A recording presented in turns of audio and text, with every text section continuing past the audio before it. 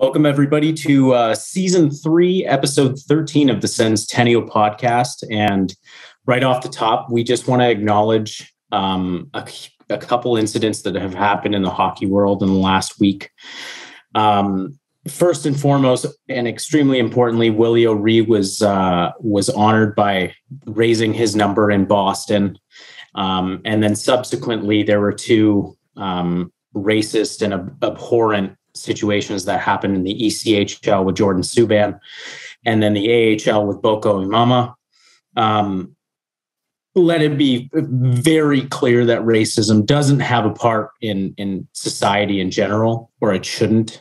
Unfortunately, it does, and until everybody comes together to fight it, the problem is it's going to keep happening, and we're going to keep pushing it to not happen. We at the Senstennial podcast really want to make sure that hockey is inclusive, and everybody feels as though they can be a part of it. Akim Aliu had a tweet, and I'll paraphrase it, essentially saying, the NHL believes that hockey is for everyone, and that's not the case. But the slogan should be "Make hockey for everybody." Make it available to anybody who wants to play it, because as a hockey player myself, and you as a listener and everybody around it, we know the amazing things that hockey has the ability to do. But when it's not welcoming through some of the players that are involved in it, that's when the game loses any credibility and the luster that it has. So we just want to once again say how important it is to recognize and condemn these situations that are happening. And it's nice to see that there was swift action taken. So on that note, we can continue with the show. Yeah. Thanks, Matt, for doing that. And we'll focus in right away on Ottawa's last 4 games they played. They've played a lot of games recently. As everybody knows, Ottawa dealt with a bajillion postponements, I think like 12 games. So that was brutal, but the NHL has rescheduled them, and it looks like that Ottawa is now got 50 games in 100 days, as everyone's saying. So this week they played 4 of them. It was a very busy schedule. So they started off in Buffalo, and it was a 3-1 loss to the Buffalo Sabres, and there was a controversial non-whistle. So we'll kind of get into that, but yeah, essentially there was a bench brawl, and play wasn't stopped. Josh Brown had the puck and kind of didn't really continue playing. He looked over the bench, saw everybody fighting. He got stripped of the puck, goal scored, ends up being the game winner with about 5 or 6 minutes left in the third period. So, Bennett, kick it off with you. What did you think about the non-whistle on that play? Well, I think whether or not the whistle was blown, the one thing that should always be remembered is that you play the whistle. And this is something that's drilled into you from the earliest days that you start playing hockey or soccer or whatever sport it is. These are professional players. If the whistle hasn't gone, you're on the ice and you're playing. And yeah, fights happen and ruckuses happen and stuff. And maybe you expect in that situation the whistle to be blown, but these guys are professionals. And if the game is on, it's on. And I think we shouldn't have let ourselves get sucked into whatever was happening off on the end of the ice when the puck was in the middle of the ice and play was open. So anyway, I mean, I didn't really see it as a controversy per se. I just saw it as kind of like one of those weird things that happens. I mean, sure, the whistle probably should have been blown, but equally, Sens players should know better than to just assume that because something is happening on the ice, the game is stopped, because that isn't how it goes. I think probably the DJ playing music too brought extra confusion. I know Josh Brown really was like, this is all my fault and I should have played till the whistle. They always tell you to play the whistle. But I also wonder if the DJ playing music once the fight started breaking out, I wonder if that impacted his thinking at all. But I realized there was music playing. Yeah, the That's DJ wild. started playing the music. So I think that could have factored into it. But I mean, at the end of the day, Bennett does have a point. You always play the whistle. Now, maybe he wouldn't have heard it because music, I don't know. But yeah, it's a valid point. It just sucks how it went down. But Matt, what were your thoughts on it? Somebody made a really good point that in argument of Bennett is that as soon as a referee like touches a player to like reprimand them in a sense, that's when a play should definitely be dead. Absolutely, you play till the whistle, but I mean, look how many times we haven't seen whistles happen, and goals have been scored and all that sort of stuff. It's obviously a good mantra to be playing, but at the end of the day, it was a bit silly. You have an entire 8-man kerfuffle happening. You have your own referee stepping in to do that. You have a goddamn DJ, playing the music, and then Mark Jankowski goes down and scores. Like, he's got one goal up until that point, and then he gets his big second of the season.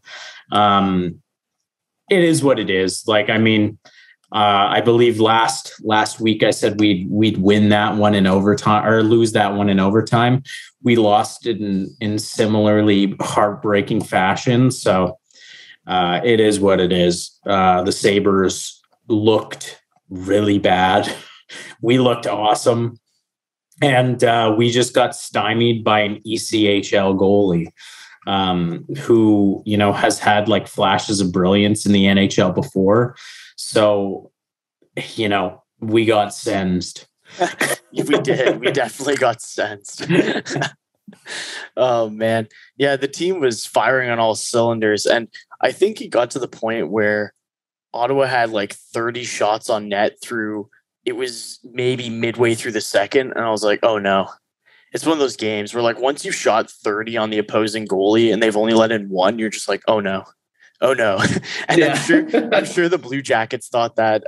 We'll get to that game, but I'm sure they thought that when they were playing against Forsberg and they were up at like almost 40 shots and they just couldn't buy a goal. And he's just like, yep, another save, another one in the glove. Let's keep this thing going. But yeah, so anyway, after that, the Sens went into Pittsburgh. They went on a little 3-game road trip and kicked it off at the PPG Paints Arena that we all hate for various reasons, but we can all think of the main one. But anyway, Sens were down 5-1 and ended up bringing it really close. Ended up losing 6-4 off the empty net goal to seal the game, but they made it a game, and they got. It was nice to see a young core like that really be able to come together and almost do what they did against the Leafs last season, right? So, I mean, we can talk about that, and I'll throw it over to other Matt and his thoughts on the game against the Pens. You know what? This always happens. I always tune out at 5-1, and then I check Twitter, and then they claw one back, and I check Twitter again, and they've clawed another back. And then by the time we're down 1 goal, and I was playing Apex at the time. I was like, oh man, these boys going to do it to me again. And I mean, they definitely did. Like they have this fight that, by the time everybody's like really ripened into like the NHLers you expect them to be, I think they're going to be able to like pull off the comeback in those situations. I love seeing the fight from guys like Fermentin and Stützle, who, are still so young and really pushing the pace to really get back into it, and having guys like Kachuk and Batherson and Shabbat driving the bus to really push the comeback is awesome. But I mean, I gotta say something. Like this week, this 4-game was the coming out party of Eric Brandstrom. My God, I tweeted about it. I said this is now an Eric Brandstrom fan account. Like, he is incredibly versatile, gentlemen.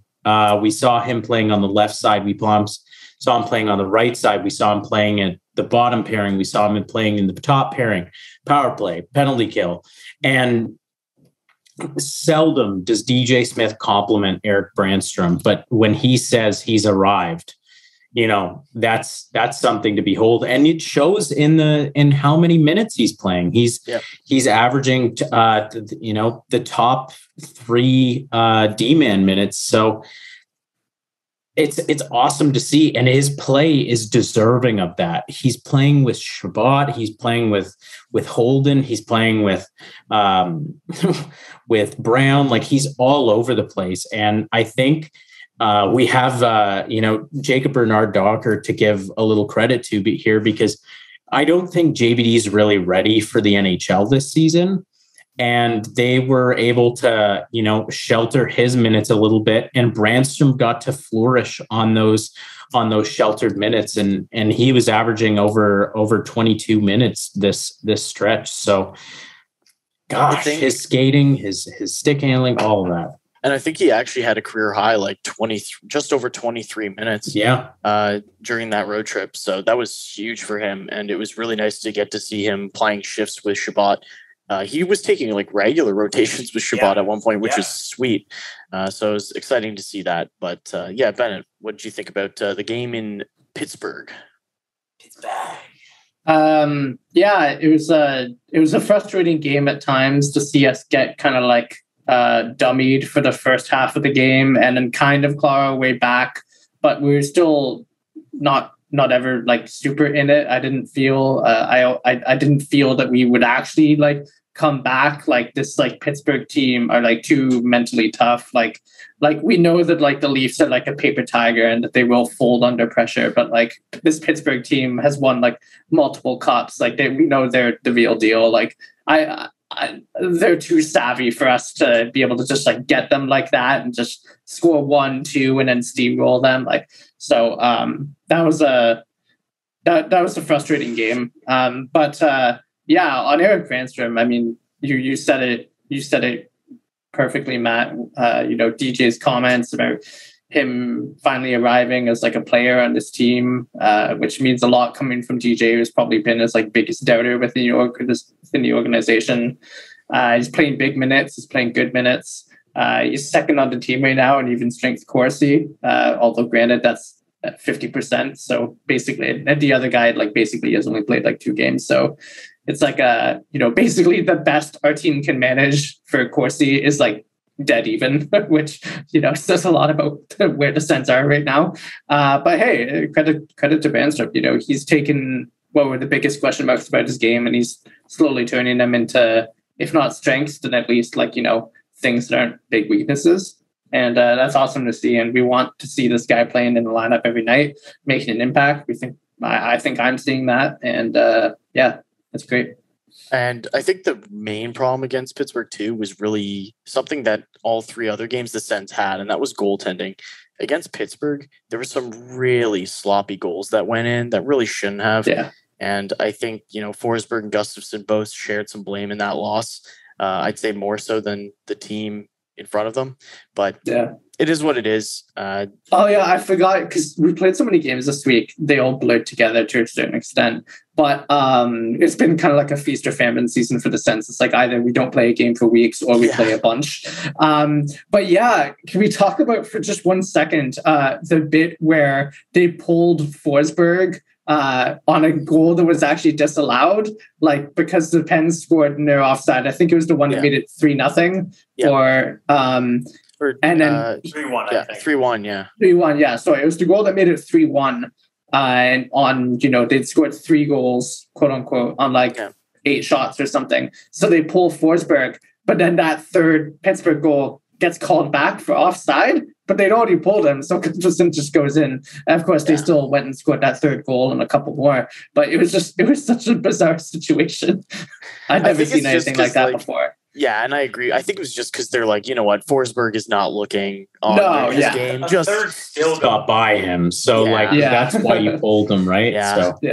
But anyway, then they played a game against the Washington Capitals. Matt Murray got the start in this one.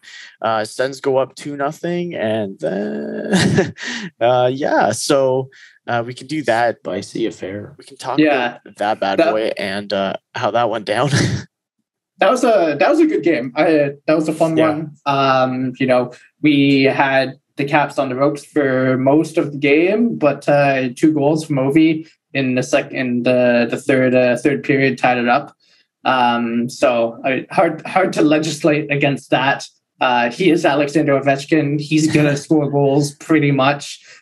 He had at least 1 or 2 against us in that crazy game back in the fall as well. So yeah, but I think the Sens played really well besides, and it was nice to get a point against a strong Capitals team. The way that we lost in overtime was kind of lame. It's like Josh Norris. I'm not gonna rag on the guy. Like, shit happens. Like, he picked up the puck. It was a one-on-one situation against Nick Backstrom, who was pressing him when he was trying to get it out of his end. Norris tried to put it through Backstrom's legs. Backstrom, too savvy an operator, strips him of the puck. Has the longest breakaway I think I've ever seen in open play.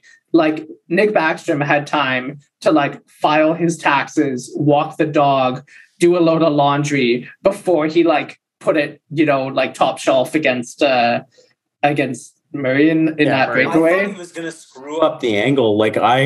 He was so far away from the net at that point on his backhand. Yeah. But they're obviously NHL players. They can do it, and But Backstrom on the backhand.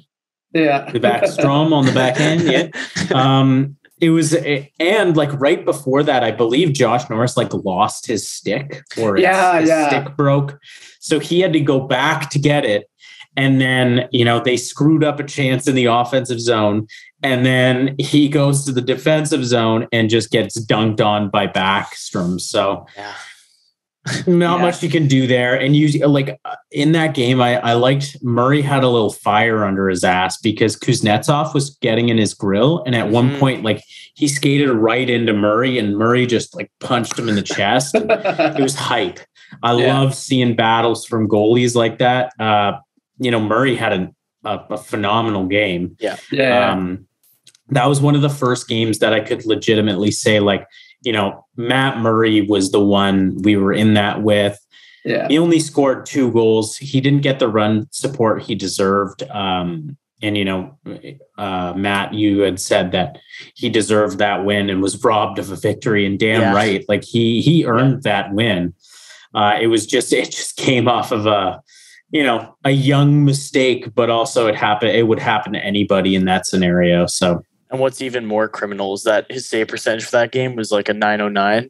I was like, man deserved over a 920 for that game. It felt he was saving so much, and I was like, man, I was so happy for him. But it is what it is. You have a young team that makes mistakes. I'm pretty sure if you added up the goal totals for every single Sens player on the first line, so that'd be Batherson, Norris, Kachuk, they still have less goals than Ovechkin has multi-goal games. So, obviously they're fighting against experience when you play a team like Washington, won a cup a few years back. So, that they have a lot of talent on that roster. They left Ovechkin in front, not boxing him out of the crease, which I think was the really most annoying thing about the game, is that comeback really didn't need to happen. They literally could have, dare I say, shut out the Capitals if they'd boxed Ovechkin out of the crease, but they just couldn't do it. I know Ovechkin's a very physical guy, but that kind of was oh, come on, guys. Yeah. If it was just so easy to box Ovechkin out of the crease, he wouldn't have over 700 NHL goals. For sure. It's more so the fact that to be honest, I was not blaming the Sens for either of those Ovechkin goals. He's the greatest goal scorer of all time. He's gonna fucking score. And just you can do things to make it harder for him, or try and box him out or stuff. But it's listen, if you're playing against the Caps, assume Ovechkin's gonna get a couple and play accordingly. And our offense wasn't clinical enough. And I just we controlled the game for 2/3 of the game and didn't actually control it on the score sheet. So, yeah, I was more of just wanting to see more of an attempt rather than just kind of letting him be there. But you do have a fair point. That's why he's the best goal scorer in NHL history, is for that reason. So, it's like his office on that that face-off dot, to the left of the net, that he scores all of his power play goals from. It's like, you're always like, how does he keep doing it? Everyone knows that's where he scores them from. It's like, well, because he's Alex Ovechkin, and it's all well and good to be like, oh, well, like that's where he scores his goals from, so just don't let him do it. But it's like, yeah, okay, just don't let the goal scorers score. Like one timer fast, like that's all you got to say. Like, shoot puck good. Yeah, yeah, like. Why say more words when less do good too? Yeah, when few words do trick. Yeah. So then we'll take a look at the last game on that road trip, and it was a 2-1 win in Columbus. Thankfully, they end the road trip on a win. That's always nice. I'm sure the guys will be. Sorry, what was our final? What was the final? Oh my God. Okay, so other Matt predicted that the Sens would go 1-2-1 on the road trip, and he was right. I feel like I was robbed of a prediction twice because they almost had the win in Buffalo, and then they should have had the win in Washington. And if they had one of those wins, it would have been 2-2. But it is what it is. Ben and I will take the L this week. But the Sens do go into Columbus. They get a 2-1 win. Forsberg had a hell of a game. Sadly, I wasn't able to watch the first period because I was on the road, so couldn't catch that. But listening to Dean and Gord on the radio, they were just salivating over how good Forsberg was playing. So I take it he had a hell of a good first period, and I believe it was Zub who scored the first goal, and then of course Jimmy Stu with the game winner on that nasty little breakaway backhand. But Bennett, were you able to catch that game? I did, yeah. It was a good game, like you said. Sens played well. Forsberg had a really strong showing. Stützle had a fantastic breakaway goal to clinch the contest, and it was a nice complete game on the second half of back-to-back too, which is always tough. But the Sens persevered and came out with the win. It was great to see. I mean, one of the biggest takeaways from last game was the excellent play of Stützle and Fermenton together. They were money, tops, class, whatever you have to say. They were. Fermenton's been so good recently. I believe his stat line is he's got like 10 in his last 8, and then Stützle's got 11 in his last 9 or something to that effect. They're both sort of hitting their stride. As young players in the NHL, it's tough to do. So I'm really impressed with them finally finding that chemistry. At the start of the season, during training camp, I think I had said, like, if Formenton gets the opportunities, like he could be like a 20 goal scorer this season. Will he get there? Who knows? If he continues to play as well as he has been, he very well could be. If he scored even 50% of his breakaways, and he had one last night too. It's like if I have one beef with Formenton right now, it's like he gets so many opportunities, and I feel like he buries precious few of them. Like from open play, like other situations, like sure, but like specifically breakaways, it's like if I was DJ Smith, I would have Formenton run breakaway, like scoring from a breakaway, like 6 hours a day, 3 days a week until he was fucking scoring them, because he's so good on the penalty kill and he's so explosive with the speed. And it's just like, oh my God, just score some of these. My God. He walked Werenski yesterday. And I was like, God damn. Yeah. And also he had that penalty shot against the Pittsburgh Penguins that he couldn't bury. Yeah. Sad. Honestly, I was playing Apex, didn't even know about that. So, I mean, that's the beauty of the game. You know what I mean? But as I said, like Eric Branstrom had a great 4 games.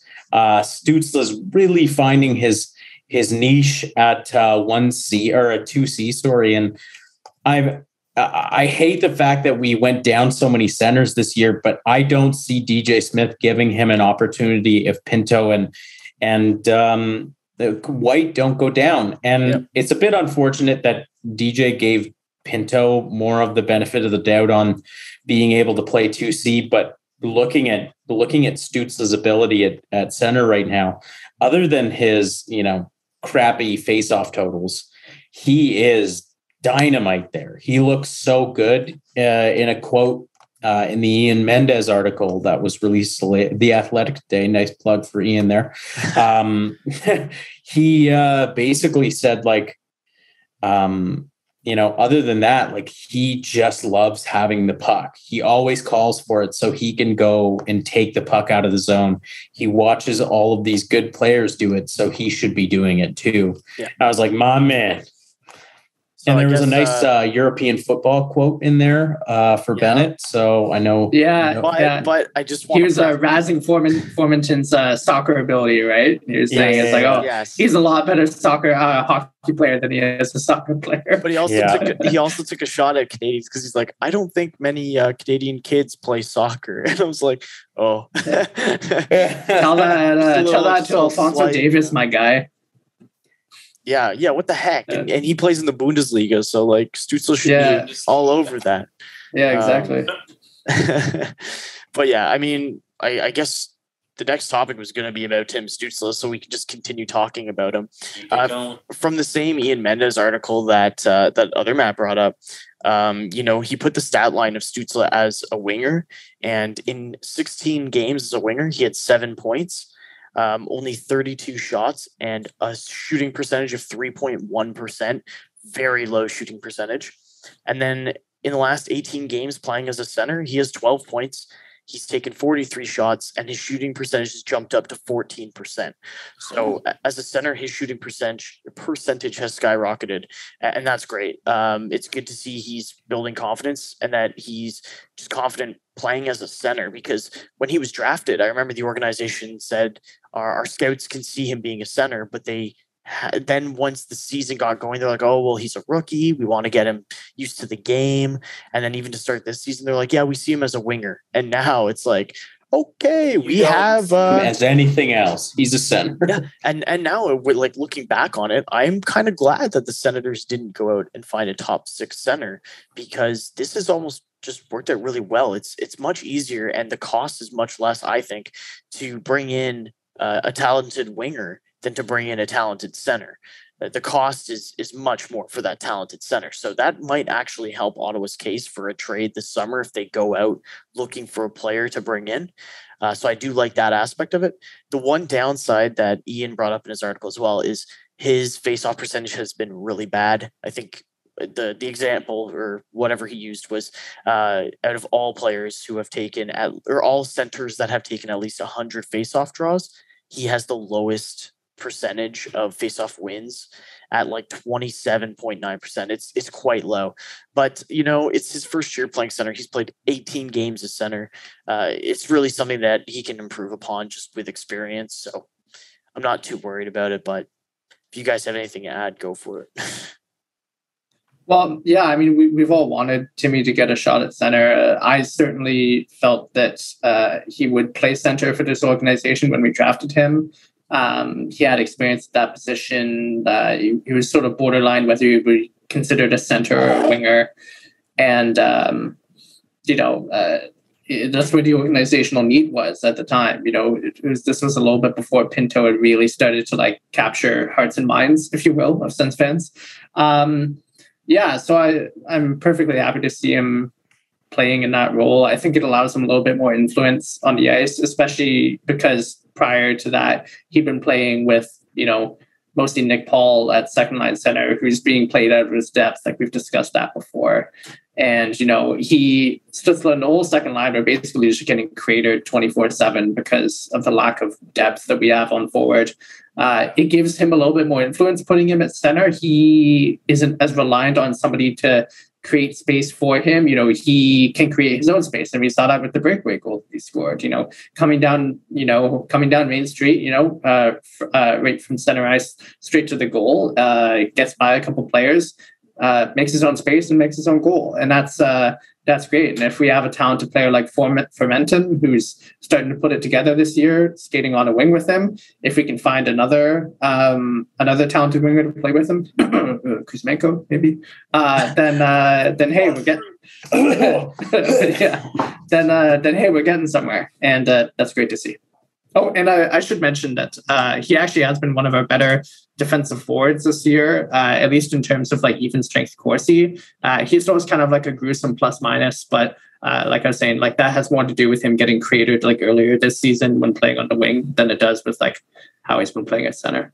And no offense, but he was playing with Nick Paul quite a bit, and I like Nick Paul. Tierney. I think, and Chris Tierney, and I think Nick Paul is a great player. I don't think the same of Chris Tierney. Sorry, Tierney, if you hear this somehow. But, with Nick Paul, he's a great player in a depth role. He's not a great player in your top six. Nick Paul is a perfect third line player. Yeah, exactly. Yeah. Like he's the kind of guy who you love to have in your bottom six because he can handle whatever minutes you throw his way. He can do all situations. So, but again, it's just for a top six line, you don't want him there regularly. That's why the drop off of Chris Tierney has been so crappy because like Nick Paul, Connor Brown, and Chris Tierney went what he was a couple of seasons ago would be an excellent third line. But you just don't want any of those guys near your second line. And like I'm a big Connor Brown fan. I think he does a lot of things really well. He's not a second line player. Yeah, sure. He might be a second line player if he's playing like with Austin Matthews or Connor McDavid. Like those guys uplift anybody they play with. And I'm not saying Stützle is, not going to be those, but odds are like he's not going to be that type of player. He's not going to let people, drag them to the bottom of the ocean because they're such bad anchors. The fact is, it looks like Batherson's going to get a bit of an extended look on that second line with Fermenton and Stützle, and goddamn, that could look special. And then it's maybe you don't want to thrust Kuzmenko into a first line situation, but if he does end up coming here, or whoever you sign in the off season, but we definitely need an upgrade in our top six on the wing. Maybe if Colin White comes back, they try him at second line right wing because our center core might be a little full then, and White's played right wing. Or whomever they draft this upcoming draft, because they're still very much in the hunt for a lottery pick. So it's going to be interesting. They still have basically a game every 2 days and 4 games a week. It's going to be a very busy time for the Ottawa Senators, but I think Stützle is up to the task and he's looking mint. And I think that's a good way to segue into our prediction section. So the Sens play Buffalo tomorrow, which is Tuesday. They play Carolina on Thursday and then Anaheim on Saturday. All home games.